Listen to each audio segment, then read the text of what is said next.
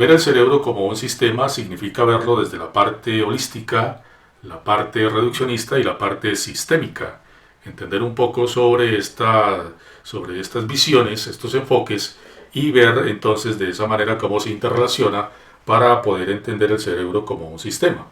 Vamos a mirar un poco sobre la parte del lóbulo frontal, que es donde nos vamos a enfocar, y también sobre el sistema límbico. Entonces entender ya las partes a nivel reduccionista como el neocortes, el sistema límbico, el cerebro reptiliano, es bien interesante cómo se interrelacionan y cómo de alguna manera ya verlo también en partes cada uno de ellos como el neocortes, digamos, compuesto por los lóbulos, cuatro, digamos, tanto en el hemisferio, porque ya hablamos de hemisferios también, dos hemisferios, tanto en el izquierdo como en el derecho.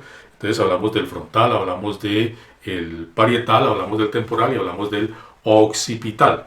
Ellos cada uno tiene sus funciones, pero el principal para nosotros será el lóbulo frontal y el prefrontal, sobre todo para mirar un poquito aquellas, digamos, funciones ejecutivas, así se llama, y mirar también el sistema límbico, cómo se interrelaciona y por qué nosotros reaccionamos dentro de toda esta parte emocional. El cerebro es un sistema bastante complejo que controla y coordina todas las funciones corporales. Tiene que ver también en la parte de nuestra conducta, nuestro comportamiento. Y está dentro de un sistema nervioso que está compuesto por millones de neuronas, células que de alguna manera también interconectadas forman definitivamente una complejidad bastante grande, bastante amplia dentro de lo que tiene que ver nuestro cuerpo.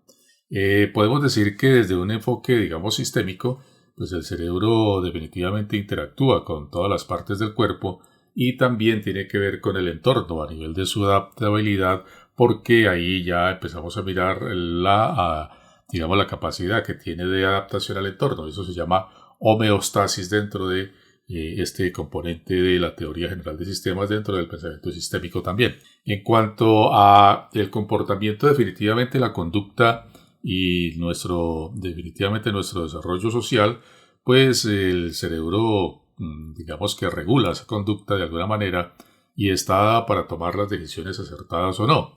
Y está influenciada definitivamente por cosas tanto de tipo biológico, variables de tipo social y también de la parte psicológica. Todo esto tiene que ver también con la religión, con la cultura, con la formación que se ha tenido desde niño y de alguna manera tiene que ver también con el entorno, en este caso de los amigos, y definitivamente a nivel también de la educación que haya recibido, y todo esto conlleva a ese comportamiento que definitivamente con la suma de todas esas variables nos lleva a ser quienes realmente nosotros somos. Una de las variables principales que nos presenta nuestro cerebro es el peso. Se dice que el cerebro de las damas está entre 1200 y 1300 gramos, mientras que el de los hombres está entre 1400 y 1500 gramos.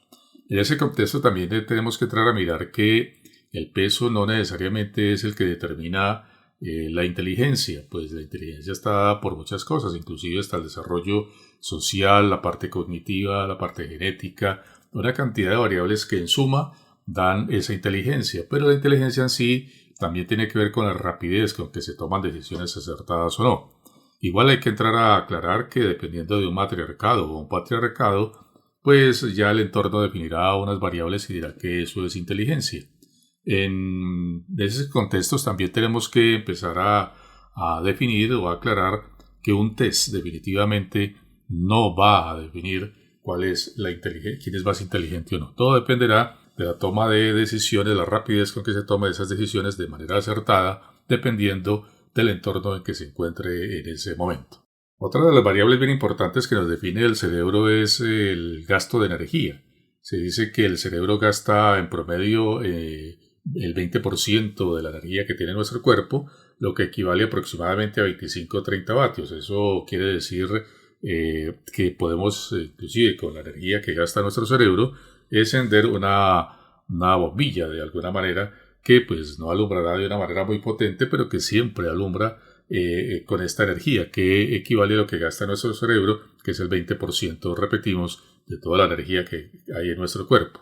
La energía se utiliza, ya sabemos, para procesos biológicos para la parte neurológica, para la parte del pensamiento, la percepción.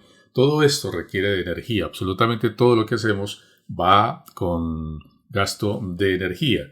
Y es el cerebro entonces el campeón en el gasto de energía, llevándose ese 20%.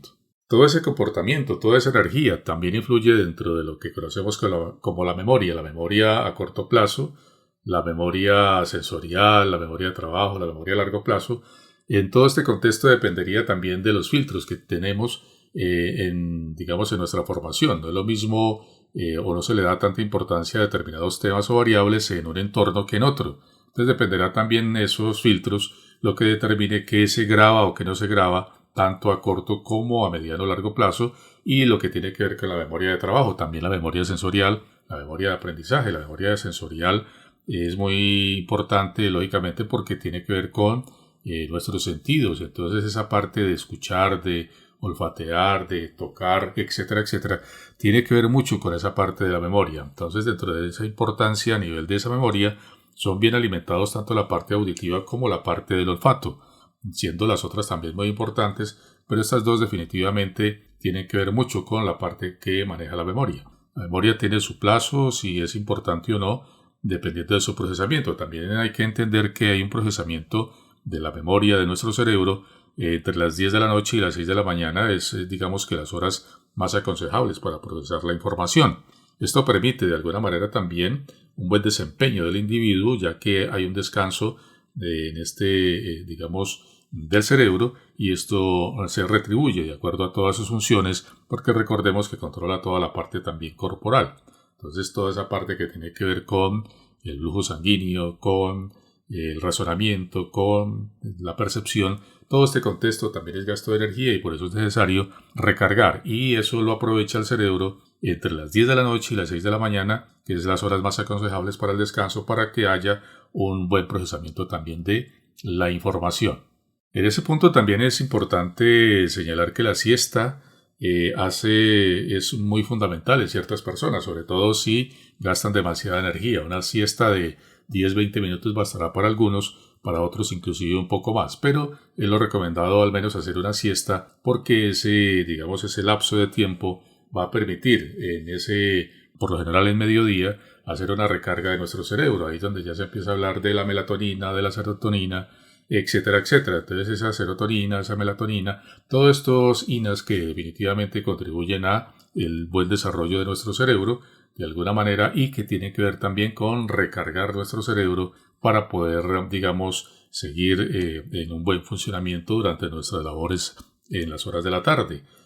Recordemos que nuestro cerebro requiere de zonas o de hacer descansos, pero lo más oscuro posible de nuestro entorno, para que haya una buena recarga definitivamente. Es importante también aclarar sobre cuando nuestro cerebro cataloga o califica algo de bueno o malo, porque en los sistemas no existe en sí lo bueno y lo malo, simplemente funciona o no funciona, eso no es. Pero nuestro cerebro está de alguna manera formado para juzgar, para condenar inclusive, y de esa manera entonces va hacia lo que es bueno o es malo, y eso que es bueno o malo pues dependerá también de sus creencias religiosas, dependerá de su formación, dependerá de su entorno, dependerá en qué se está usted desempeñando, y va a calificar las cosas de buenas o malas. Pero sí es bueno aclarar que en sistemas no va hacia lo bueno y lo malo, sino que las cosas funcionan o no funcionan definitivamente. Así haya un desgaste, a lo cual se le llama esa máxima probabilidad de desgaste de un sistema, se le llama entropía. Ese desgaste en sí no es ni bueno ni malo, sino que simplemente permite una evolución dentro de ese sistema. Puede que lo lleve a más caos, o puede que no, lo lleve a un equilibrio, pero definitivamente eso no es hablar de algo bueno o malo a nivel de ese desgaste, porque eso también tiene que ver con la retroalimentación que conocemos en sistemas como retroalimentación positiva o retroalimentación negativa, teniendo en cuenta que la retroalimentación positiva hace que se conviertan en ciclos explosivos y puede destruir en sí todo el sistema, mientras que la retroalimentación negativa lo que hace es tratar de desgastar esa sobrecarga y de alguna manera generar equilibrio, lo cual va a permitir de alguna manera tener un poco más de balance, o definitivamente que haya una mejor función dependiendo de lo que conviene o no de ese sistema. Una de las cosas que tenemos que aprender es identificar cómo trabaja el cerebro. El cerebro trabaja similar a la parábola de la rana hervida, o sea, poco a poco, paso a paso. Lo hace de una manera tan suavecita, ese poco a poco, que no nos damos cuenta de los cambios que están ocurriendo. Inclusive en algunas relaciones se va deteriorando la relación y llega en algún momento que escuchamos, pero ¿cuándo nos dimos cuenta de esto? ¿Cuándo llegamos a estas situaciones? Y es porque no captaron, dado que el cerebro siempre va hacia esa parte de poco a poco, o sea, hablando un poco de la parábola de la rana hervida. Dentro de estos contextos también tenemos que entrar a mirar que el cerebro tiene, digamos que, áreas o partes que se han identificado para determinar su funcionamiento. Entonces, partes sensoriales, partes motoras, partes analíticas, partes más dadas a las matemáticas, la parte que tiene que ver con el arte, el hemisferio derecho, la parte de la lógica, la parte izquierda, la parte prefrontal, que tiene que ver con digamos, lo ejecutivo, todo lo que tiene que ver a nivel de esos análisis y decisiones.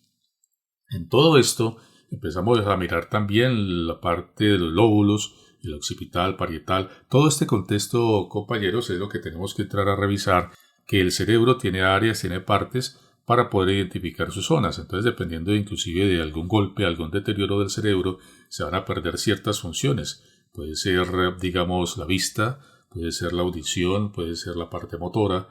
En todo forma de entrar a identificar dónde hubo los daños y definitivamente entonces lo que está ocurriendo en nuestro cuerpo. Todo esto dado por el control que lleva nuestro cerebro. También entender que el cerebro triádico, el cerebro triuno, conformado por el neocórtex, conformado por el sistema límbico y también por el tallo cerebral, pues también tiene sus funciones. Hablamos del neocórtex, que tiene que ver con la parte del análisis, la parte de las matemáticas. Hablamos de un sistema límbico que tiene que ver con la parte emocional, la parte racional, en algunas partes conocido como el cerebro animal, y el tallo cerebral, que es más intuitivo, o sea, hacia la sobrevivencia. Todo esto conforma el cerebro triádico, el cerebro triuno que nos permite también identificar las funciones de nuestro cerebro.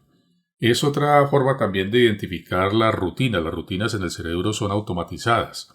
Por lo general, cuando se percibe, cuando se está estudiando inclusive, se lleva mucho la parte analítica, o sea, la parte anterior del cerebro, lo que conlleva mucho gasto de energía. Para no gastar tanta energía, el cerebro tiene también su estrategia, es empezar a llevar esos conocimientos hacia la parte también posterior, o sea, tratando de automatizar, tratando de llevarlo a una rutina. De esa manera gastaría menos energía. Son formas de equilibrio que tiene nuestro cerebro para poder, digamos, generar más sobrevivencia. Veamos en más profundidad en el siguiente video el sistema límbico.